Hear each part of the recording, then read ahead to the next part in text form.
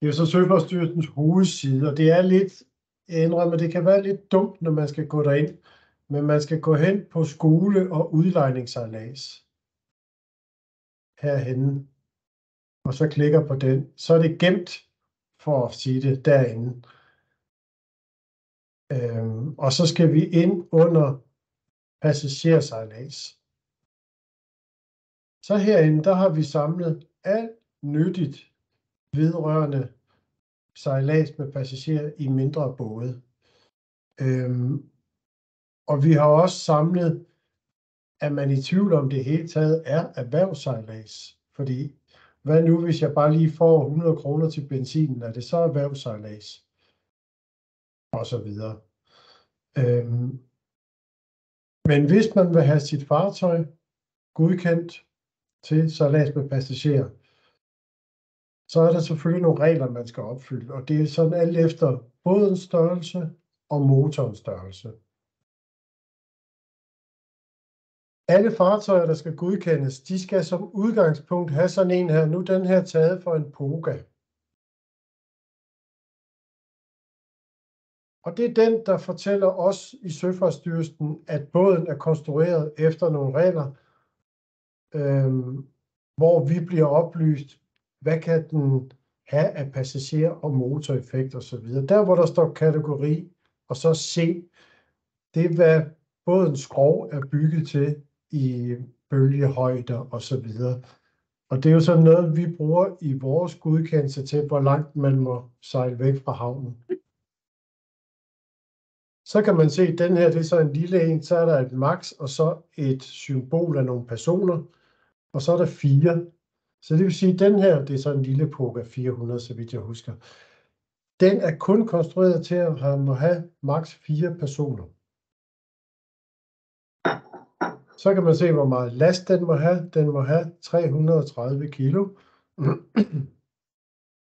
Og så sidst, men ikke mindst, noget af det meget vigtige, det er, hvor meget motoreffekt er båden konstrueret til at må have. Og så den her, den er bygget til at have 15 kW, og det er 20 hestekræfter. Så det vil sige, at den her Poga-jolle, den må ikke have en påhængsmotor, der er større end 20 hestekræfter. Det samme gør sig gældende for Poga 505, Poga 570, Poga 600, Poga 770, som er de Pogaer, vi i hvert fald ser. Så er der også kommet Pilot, Sandstrøm, som vi selv nævner, og Targa. Men fælles for alle de både her, det er, de har sådan en CE-godkendelse. Og det er den, der først og fremmest fortæller om, hvad er båden konstrueret til af personer og motoreffekt.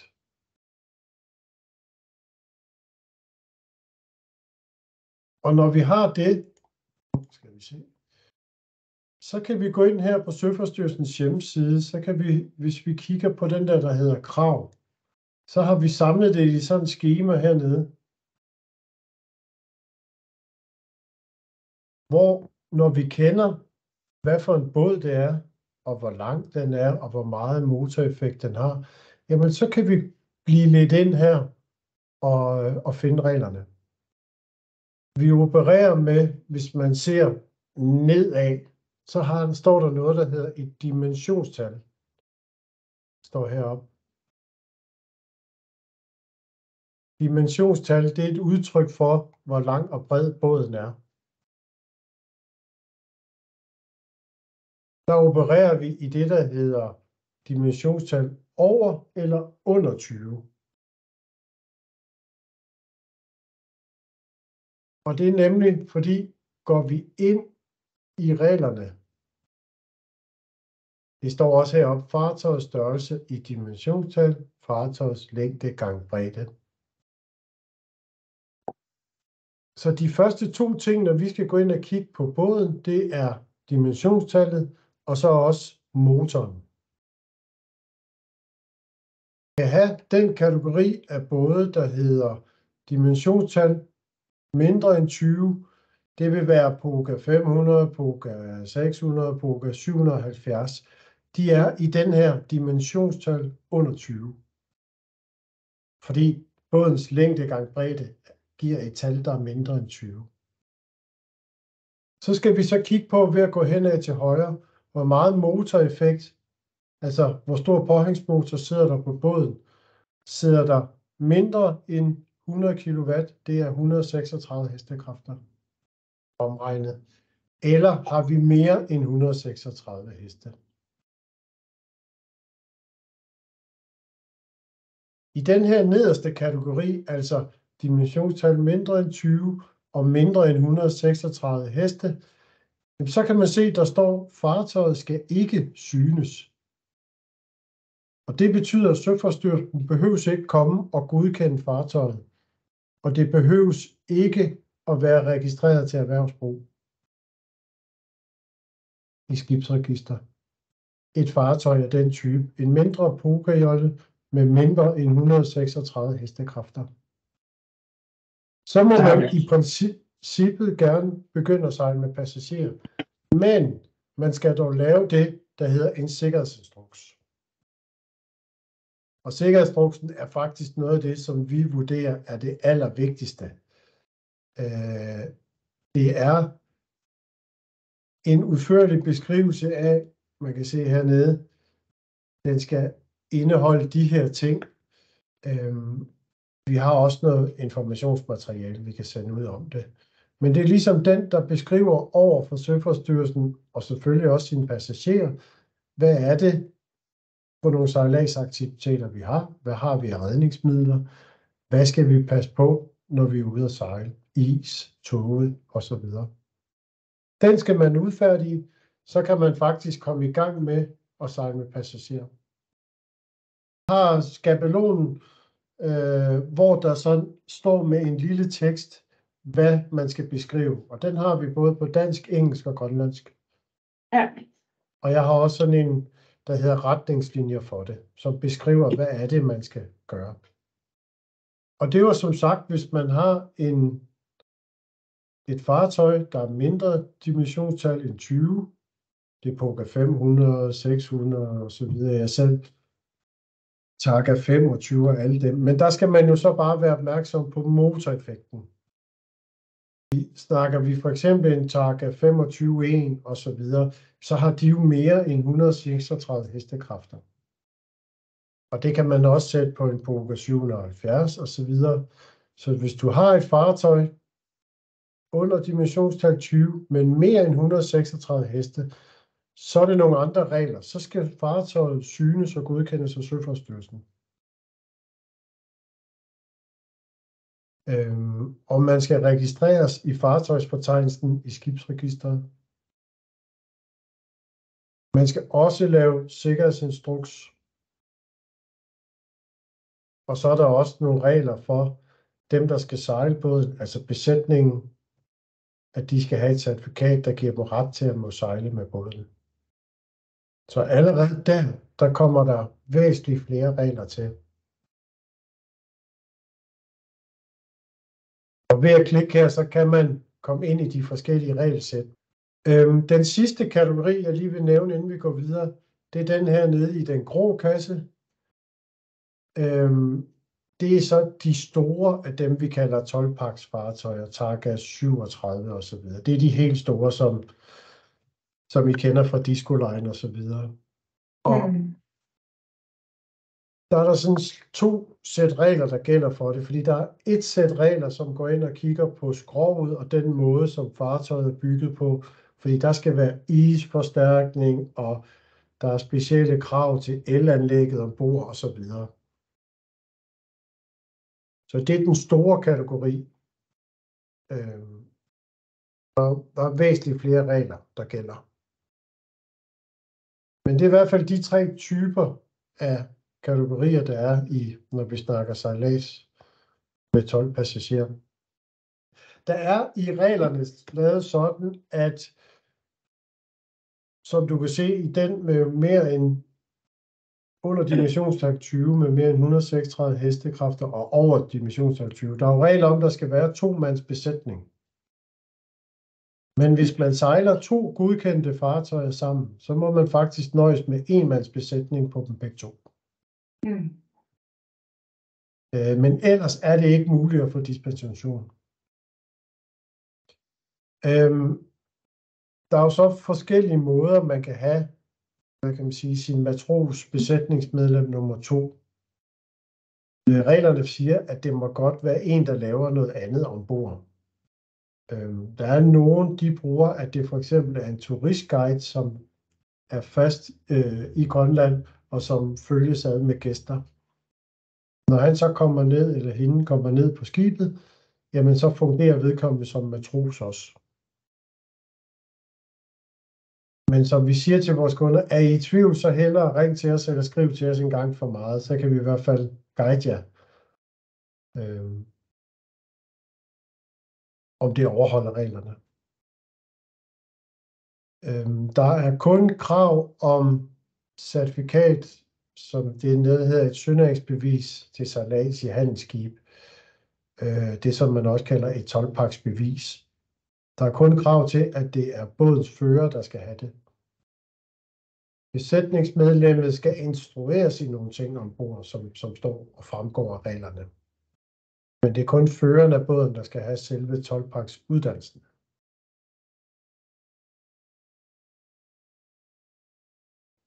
Vi har skrevet lidt her, hvorfor man skal lave en sikkerhedsinstruks. Men kort og godt, så er det faktisk fordi, også fra Søfartsstyrelsen som myndighed, vi vil jo gerne have, at ansvaret, det ligger hos skibets fører. Fordi selvfølgelig kommer vi fra Søfartsstyrelsen i ikke den nederste kategori, men de 2 andre kategorier kommer vi og kigger på bådens udstyr og så videre. Men når I skal i gang med selve sejladsen, der står vi jo ikke og kigger på jer, hvordan I gør.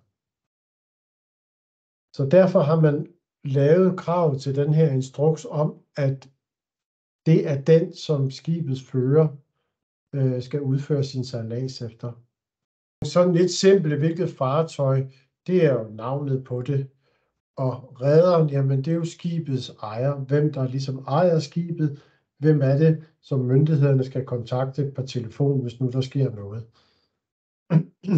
Og sejladsaktiviteter, man kan prøve at klikke på den, så er der nogle har vi skrevet, hvad det er, og i vores skabelon af retningslinjen, der har vi udpenslet det endnu mere. Altså det er hvalsafari, isfjordssejlads, fisketure, sejlads til camps osv., kan man beskrive her. Identifikation af risici, jamen der skal man beskrive de ting, som der kan være. For det kan jo være, at der pludselig kan der blive nedsat sikkerhed, der kan være is i vandet osv. Det er de ting, man skal beskrive deri. Og hvad vil man egentlig gøre for at imødegå det her? Det kan være noget helt så simpelt, jamen før hver sejlads, jamen så kigger man på vejrudsigten. Man kigger iskort og så videre. Og de andre, det er sådan, de giver lidt mere sig selv. Der beskriver man fartøjet. Det kan være det, at man siger, det er en Poga 770 med så mange hestekræfter. Og så giver man en beskrivelse af, hvilket udstyr der er, og hvordan besætningen de skal forholde sig. Det kan noget simpelt som, jamen passagerer, de skal sidde ned under sejladsen. Passagerer skal have et redningsvest på under sejladsen osv. Det er korrekt, man skal have også forsikring. Det kan vi komme tilbage til, hvis vi gennemgår reglerne mere detaljeret. Men hvis man sejler med passagerer, så er det også lovpligtigt, at man har en forsikring. Et spørgsmål om, er det påkrævet at have både en flydedragt og redningsvest, når man sejler i åbne både, eller er det tilstrækkeligt kun at have en af dem? Og derfor er det faktisk vores vurdering, at man skal have begge dele. Så kan jeg på se reglerne for fartøjet. Så kommer man ind, det her det er det, vi kalder selve hovedbekendtgørelsen, 12-paksbekendtgørelsen. Og så hvis jeg går ned til bilag 1, ja, så får jeg dem med dimensionstal under 20. Det vi har beskrevet her i også, det er en masse af noget af det, som jeg har fortalt lidt om. Skibet skal synes af Søfartsstyrelsen og et fornyelsessyn efter 4 år osv. Der er nogle krav til certifikater osv. Men det var mere for lige at gå ned til udrustningen, altså udstyret i båden. Og der er lidt det med flydedragterne. Man kan se, nogle af tingene er faktisk bare beskrevet ved en overskrift, og så er det en vurdering ud fra det pågældende fartøj. Jamen, hvordan kan det være på det her fartøj? For eksempel i det allerførste punkt, redning af overbordfaldende personer fra vandet. Der vil vi jo kigge på, når vi kommer ud og godkender skibet, hvordan kan man tage en person op af vandet? Er det en redningskrans, eller er det en kajs, eller hvad er det? Men det med flydedragten, det er beskrevet nede i, kan man se, punkt 1.9, men der skal være termisk beskyttelse. Så det må faktisk godt være en flydedragt.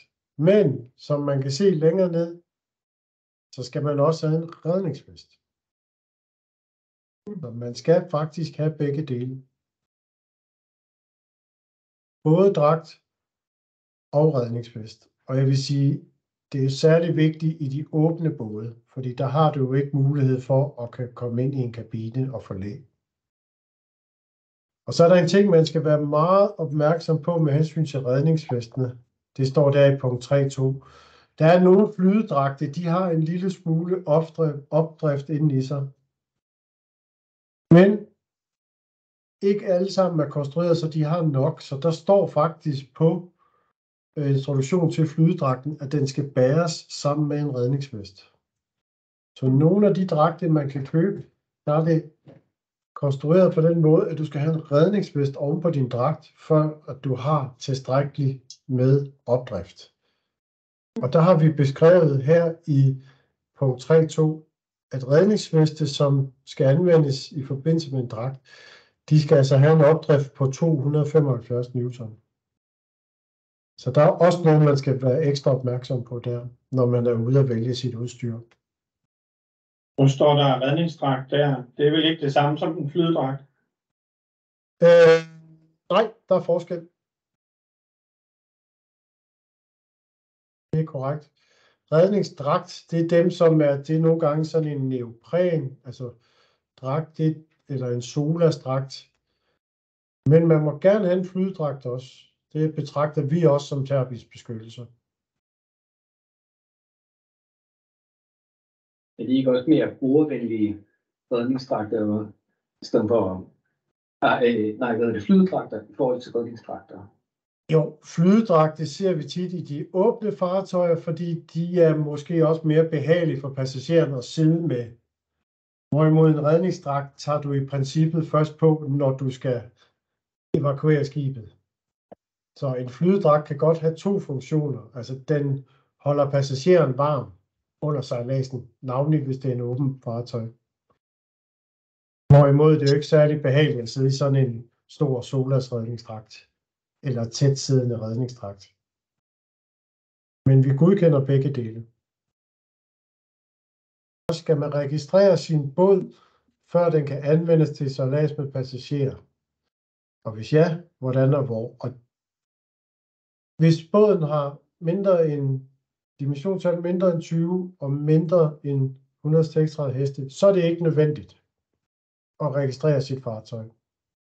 Men man skal lave sikkerhedsinstruktion. I de to andre kategorier, der er det et lovkrav, at skibet skal registreres, inden vi kan udstede certifikater og kigge på den. Og det er i skibsregisteret. Nu prøver jeg at vise det på skærmen. Det er egentlig bare over i syn og registrering.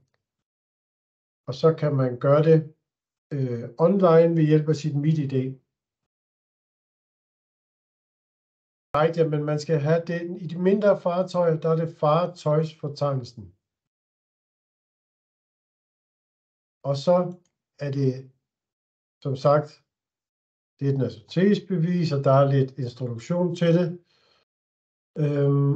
og så er det en selvbetjeningsfunktion. Så med MitID kan man gøre det online. Men ja, det var svaret på spørgsmålet. I de 2 andre kategorier, der skal man have skibet opregistreret.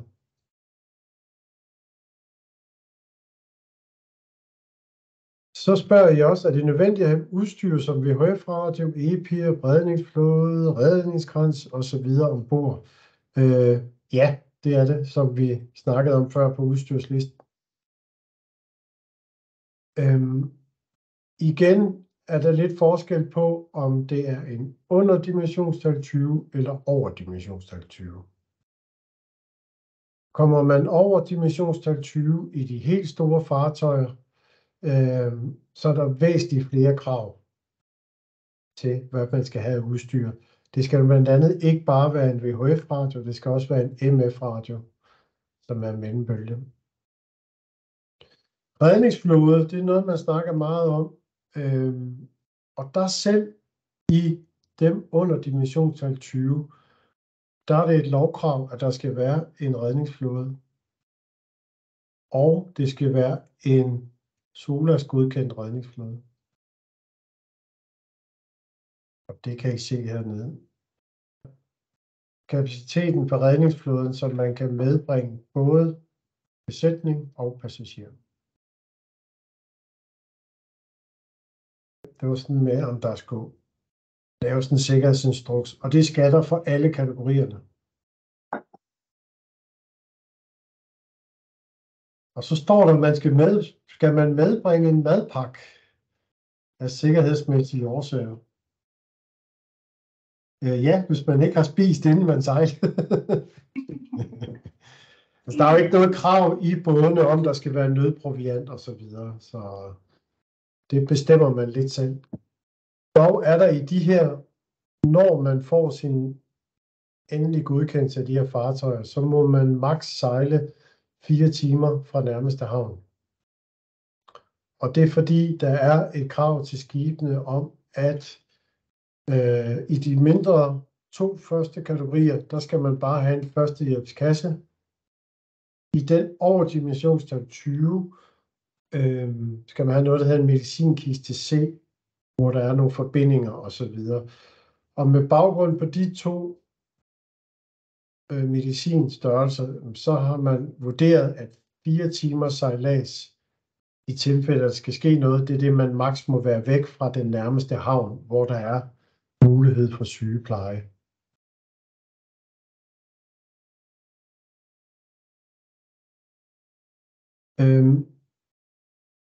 Men igen, det her det er sådan nogle hovedregler, hvor vi har stillet op. Men hvis man vælger at vil have sit skib godkendt til sejlads med passagerer, så er det jo egentlig en individuel sagsbehandling. Fordi fartøjerne kan bare være forskellige. Der kan findes også meget forskelligt udstyr, man kan købe. Så derfor er der også krav om, at mere end 136 heste, og i den store kategori, jamen der skal vi komme og godkende fartøjet og udrustning.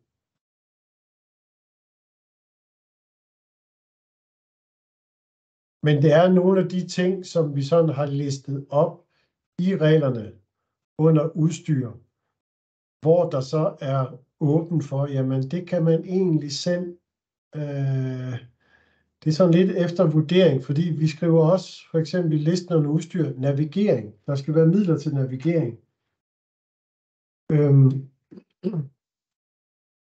Og så er det jo så op til den ejer af båden og ligesom vise over for os, hvordan vil du navigere? Jamen det gør jeg med papirsøkort, eller nogen bruger en plotter. Så vi har lagt det lidt over til kunden, altså den, der ønsker at sejle med passagerer, selv at vurdere, hvad der er bedst for vedkommende. Så der er ikke en egentlig liste med, hvad der skal være udstyr, men det er mere beskrevet som nogle emner. På nogle af områderne er der, som man kan sige, specifikke krav. Og kommer vi op i de helt store fartøjer, dem har jeg skrottet ned til nu, så er der væsentligt flere krav, både til radio og konstruktion osv. Men det hele er beskrevet inde i den her bekendtgørelse. Er I nogensinde på kontrolbesøg? For jeg kan da se, at der er mange skibe i det her fartøjssegment, der ikke overholder kravene. Det gør vi, når det er muligt. Og vi gør det også, når vi får en konkret anmeldelse om det. Men vi har det lidt ligesom politiet. Vi er nødt til at få det at vide. Så hvis man observerer noget, som man måske mistænker er ulovligt inden for det maritime erhverv, jamen så skal man ringe enten til os, eller hvis det er uden for almindelig arbejdstid, altid politiet. Men er man i tvivl, så kan man altid ringe til os og anmelde det. Så skal vi nok følge op på det. Hvis man kan se over på min skærm, så her, hvor jeg har trykket nogle gange med sikkerhedsinstruks og se reglerne for fartøjet, så er der faktisk også krav til besætningen. Den prøver på at klikke, så er det nemlig i en anden bekendtgørelse. Og der kan man se inde i, at der blandt andet er jo krav til radio også, og der også er til førstehjælpskursus. Og der er beskrevet herinde, at det selvfølgelig skal være et anerkendt førstehjælpskursus i henhold til de her bestemmelser, som står hernede. Når man tager det her jo egentlig det, man kalder det et 12-pakskursus, og det er med henblik på, at det sønæringsbevis, altså kørekort, der hedder sønæringsbevis til handelsskibe. Der er der førstehjælp, radio, brand osv. Men det kræver selvfølgelig, at man tager det helt store. Jeg mener, det er en måned, det tager. Det er indeholdt de her kurser, lovpligtige kurser. Men ja, der er krav til. Det er jo så kun bådføreren, det er ikke matrosen. Men ikke hvis du har mindre end 136 hestekræfter. Poker 770'eren, den har et dimensionstal, der er mindre end 20. Og det, der er fordelen ved de fartøjer, der har dimensionstal mindre end 20, det er, du skal ikke have isforstærkning. Det kan være meget bekosteligt at skal gå ud og gøre det. Du skal ikke have MF-radio, som er mellembølgeradio. Og der er et topolet elanlæg osv. Det er først, når de er over dimensionstal 20. Så sådan en Poker 770, men så kommer du op og skal have meget motoreffekt på, så den skal vi godkende. Det samme er en Targa 25.1, den er også lige under dimensionstal 20, men selvfølgelig har den mere motoreffekt, så den skal vi også godkende. Så der er ikke noget med dispensationer, man kan få der? Nej, det kan jeg lige så godt sige, det er der ikke. Det svære kan være, det der tager længst tid, det er skibsregistret. Der kan godt gå et par måneder, skal man være opmærksom på, med skibsregistrering. Og ellers så tager vi ud på kysten. Vi tager så godt nok primært til de store byer. Men vi har gjort det, at vi nogle gange, det kan også være, hvis det er en helt ny båd, så har den jo nogle gange været fabrikeret i Danmark. Jamen så får vi en af vores danske kollegaer lige til at kigge på den, inden den bliver sendt til Grønland. Det kan også være, at den skal forbi Nuuk. Men gør den ikke det, så har vi også nogle gange førstehåndsgodkendt ved hjælp simpelthen af billeder, der bliver sendt til os. Vi skal jo ikke holde ejeren tilbage ved, at han kan komme ud og sejle. Så skal vi nok finde en løsning på det. Og det kan være ved noget billeddokumentation, indtil vi ligesom kan komme ud og kigge på den. Asiat, Ilulissat, Sisimiut, Qaqortoq, Narsarsuaq, Narsaq. De byer kommer vi næsten til hvert år. Ilulissat er vi flere gange om året. Asiat er som regel også. Vi kommer gerne ud på kysten. Og hvis det ikke lige er om 14 dage, jamen så vil vi også gerne det, vi nogle gange giver folk en midlertidig tilladelse. Det koster penge at få godkendt sit fartøj af Søfartsstyrelsen. Hvor meget koster det? Ja, altså det er jo forskelligt for, hvor mange timer vi skal bruge på det. Men vi bruger jo noget tid på, at vi sagsbehandler, vi gennemlæser dokumenterne og sikkerhedsinstruksen, og vi kommer ud og kigger på fartøjet, og det koster altså 1.800 kroner i timen.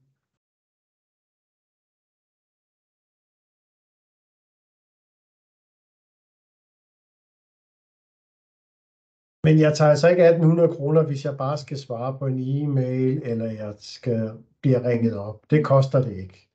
Men skal vi ud og syne et båd, jamen så er det bare forberedelsen, og så den tid, vi bruger på at syne. Altså man er jo selvfølgelig altid velkommen til at ringe til os, hvis man har nogle spørgsmål osv. Også om den enkelte sag. Det kommer man altså ikke til at betale for.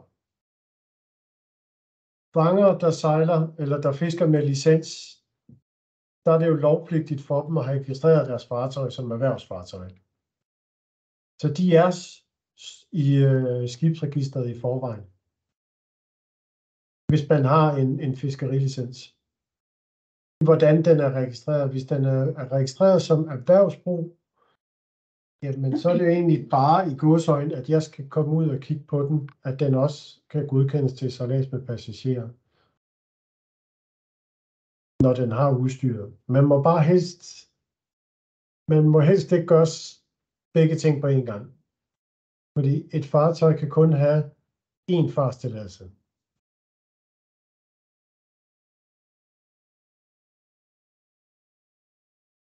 Og der betragtes også guidet ro, kajak og kanotur. Det er også erhvervssejlads. Og så skal man faktisk hernede, kan man se, jamen du skal faktisk ind og lave en sikkerhedsinstruks også for sejlads.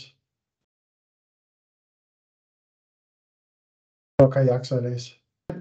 Det skal være desværre også den udfordring i øjeblikket, at vi ikke har en grønlandstalende her på kontoret. Jeg har lige ansat en ny skibsinspektør her til kontoret. Han starter 1. december. Og han er også grønlandstalende og skrivende. Vi andre prøver, men det går ikke så godt. Men vi håber, at vi kan yde den service igen, at man godt kan skrive på grønlandsk. Den overordnede holdning eller politik, det er, at det er jo ikke et hjemtaget område, og vi er dansk myndighed. Så vi har ikke ressourcer til også at kan oversætte. Men der er sket noget positivt, og det er, at der er kommet en ny lov, der over for Statsministeriet gør, at al lovgivning fremad, jeg kan ikke lige huske, hvornår datoen er, men al lov, der bliver udgivet af den danske stat, skal oversættes til grønlandsk. Jeg har benyttet mig for eksempel i Asiat af en fra kommunen, en konsulent fra kommunekontoret.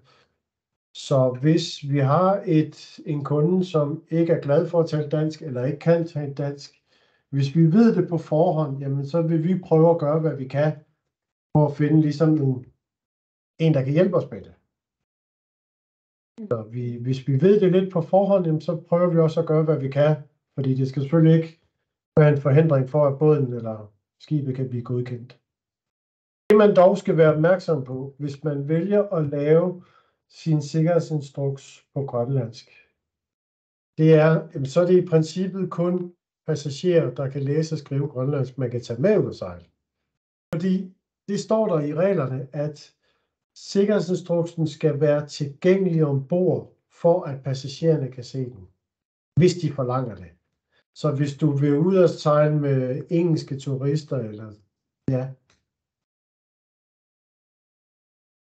der er i hvert fald en ting, man skal være opmærksom på.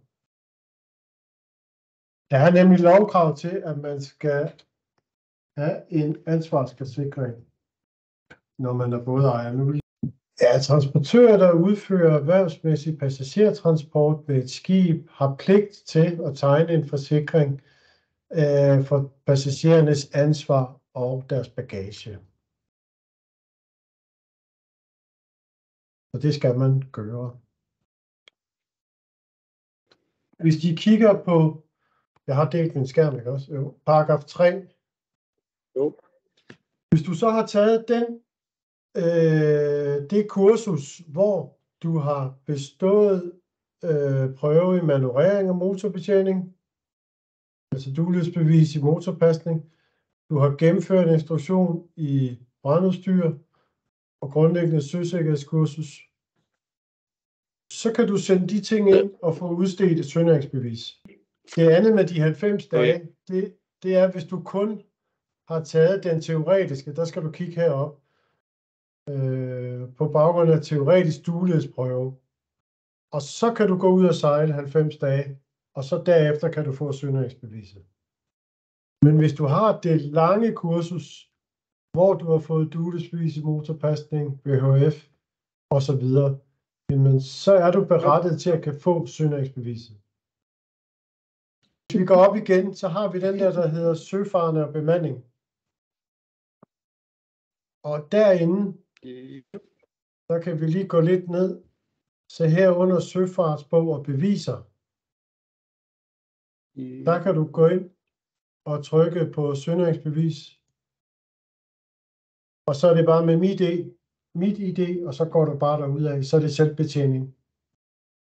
Men har man spørgsmål, er man altid velkommen til at ringe eller skrive. Det koster ikke penge. Så vi anbefaler hellere ringe en gang for meget, så vi måske kan guide jer eller give jer vores vurdering på en sag. Det vil vi hellere. Altså vores primære rolle, det er jo at hjælpe med og ligesom at tolke reglerne og overholde reglerne. Ikke også? Altså skriver man ned til Danmark, så skriver man tit og ofte til sådan en fælles postkasse. Og de kan nogle gange godt bruge lang tid på at finde ud af, hvem skal svare og så videre. Men altså, har I nogle spørgsmål, så må I kan bare skrive til mig, så skal jeg nok svare på det, eller sende det videre til min kollega.